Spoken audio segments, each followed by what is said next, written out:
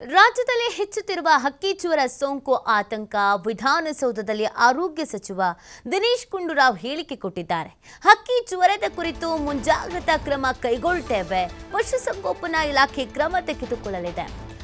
ಮನುಷ್ಯರಿಗೆ ಪರಿಣಾಮ ಆಗುತ್ತಾ ಅಂತ ನೋಡ್ತಾ ಇದ್ದೇವೆ. ಆ ರೀತಿಯ ಪ್ರಕರಣಗಳು ಎಲ್ಲೂ ಕಂಡು ಬಂದಿಲ್ಲ.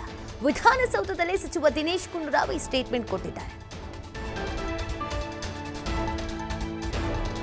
ನನ್ನ ಹತ್ರ ಇನ್ನೂ ಪೂರ್ತಿ ವರದಿ ಬಂದಿಲ್ಲ.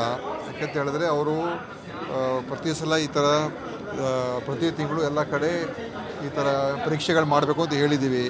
ಸೊ ಪೂರ್ತಿ ಮಾಹಿತಿ ಬಂದ ಮೇಲೆ ನಾನು ತಿಳ್ಕೊಂಡು ರಿಯಾಕ್ಟ್ ಮಾಡ್ತೀನಿ. ಯಾಕಂದರೆ ಹೇಳಿದ್ರೆ ಎಷ್ಟು ಪರೀಕ್ಷೆ ಮಾಡಿದ್ದಾರೆ, ಏನು ಬಂದಿದೆ, ಏನಾಯಿತು ಎಲ್ಲ ಪೂರ್ತಿ ತಿಳ್ಕೊಂಡು ಹೇಳಬೇಕಲ್ಲ. ಸುಮ್ಮನೆ ನಾನು ಏನೂ ಹೇಳೋಕ್ಕೆ ಇಷ್ಟಪಡಲ್ಲ. ಎಲ್ಲ ಮಾಹಿತಿ ಎಲ್ಲ ಬಂದ ನಮಗೆ ತಿಳಿಸ್ತೀನಿ. ಆದರೆ ನಮ್ಮ ಇಲಾಖೆಯವರು ಇದು ನಿರಂತರ ಪ್ರಕ್ರಿಯೆ. ಒಂದು ಕಡೆ ಬೇರೆ ಬೇರೆ ಪದಾರ್ಥಗಳನ್ನು ನಾವು ತಪಾಸಣೆ ಮಾಡಿಸುವಂಥದ್ದು, ಪರೀಕ್ಷೆ ಮಾಡಿಸುವಂಥದ್ದು, ಮತ್ತು ಅದರಲ್ಲಿ ಏನಿದೆ ವಿಷಯ ನಮ್ಮ ರಿಪೋರ್ಟ್ ಏನು ಬರ್ತದೆ ಅದನ್ನು ನಾವು ಜನರಿಗೆ ತಿಳಿಸುವಂಥದ್ದು, ಮತ್ತು ಯಾರು ತಪ್ಪು ಮಾಡಿರ್ತಾರೋ ಅವ್ರ ಮೇಲೆ ಕ್ರಮ ತಗೊಳ್ಳುವಂಥದ್ದು. ಒಟ್ಟಾರೆ ಇಡೀ ವ್ಯವಸ್ಥೆಯಲ್ಲಿ ಸುಧಾರಣೆ ತರ್ತಕ್ಕಂಥದ್ದಕ್ಕೆ ನಮ್ಮ ಆಹಾರ ಸುರಕ್ಷತಾ ಇಲಾಖೆ ಏನಿದೆ ಅದು ಭಾಳ ದಿವಸಗಳಿಂದ ಈಗ ಕೆಲಸ ಮಾಡ್ತಾ ಇದೆ. ಸೊ ಖಂಡಿತ ಇದನ್ನು ನಿರಂತರ ಪ್ರಕ್ರಿಯೆ ಇರ್ತದೆ. ಸೊ ನಾನು ಪ್ರತಿಯೊಂದಕ್ಕೂ ರಿಯಾಕ್ಟ್ ಮಾಡ್ತಾ ಹೋಗೋದಿಲ್ಲ. ಆದರೆ ಏನು ರಿಪೋರ್ಟ್ ಬರ್ತದೆ ಪೂರ್ತಿ ತಗೊಂಡ ನಂತರ ನಾನು ಹೇಳ್ತೀನಿ.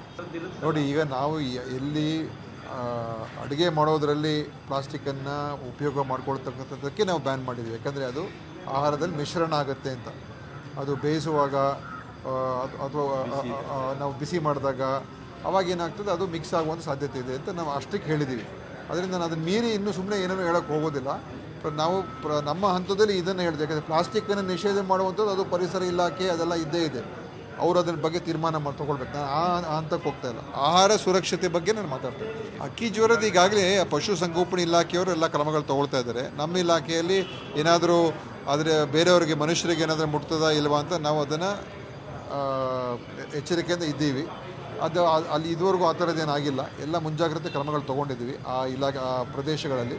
ಅದರಿಂದ ಬಹುಶಃ ಇದು ಏನು ಸಮಸ್ಯೆ ಆಗಲಿಕ್ಕಿಲ್ಲ ಅಂತ ನನ್ನ ಒಂದು ಅಭಿಪ್ರಾಯ.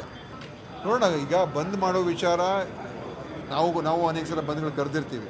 ಅದು ಯಾವ ವಿಷಯ ಕರಿಬೇಕು ನೋಡಿಕೊಂಡು ತೀರ್ಮಾನ ಮಾಡಬೇಕು.